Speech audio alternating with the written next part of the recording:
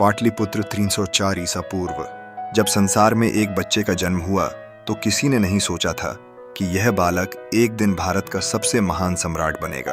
अशोक, जिनका स्वभाव बचपन से ही साहसी और न्यायप्रिय था, अपने पिता बिंदुसार और माता सुभद्रांगी के संरक्षण में बड़े हुए।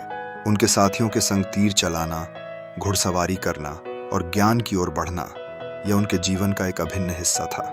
वे हमेशा अपने छोटे छोटे कारनामों से सभी का दिल जीत लेते। किसी ने भी ये नहीं सोचा कि यह बच्चा एक वीर योद्धा बनकर उभरेगा। जंगल में पले बढ़े अशोक ने अपनी साहसिकता के साथ एक बार लकड़ी के डंडे से शेर का सामना किया। उसके बाद जब वे अवंती प्रांत में दंगों को शांत करने के लिए भेजे गए तो उन्होंने न केवल समस्या का समाधान किया बल्कि लोगों के दिलों में भी एक महत्वपूर्ण स्थान बना लिया।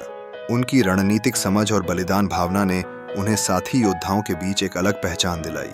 बिंदुसार की मृत्यु के बाद सम्राट की गद्दी के लिए जो संघर्ष प्रारंभ हुआ, उससे अशोक ने यही साबित किया कि वे केवल एक योद्धा नहीं बल्कि एक नीतिज्ञ भी हैं।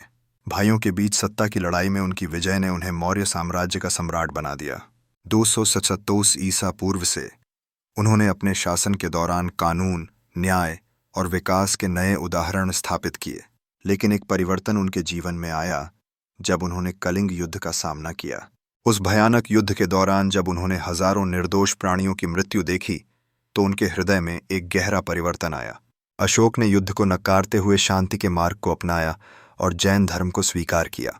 अब उन्होंने अपने जीवन को सेवा और करुणा में समर्पित कर दिया। कई देश अब अशोक के धार्मिक संदेश को सुनने लगे। उनके द्वारा फैलाए गए धम्म के सिद्धांतों ने न केवल भारत में बल्कि श्रीलंका, नेपाल और अफगानिस्तान तक एकता और अहिंसा का संदेश पहुंचाया।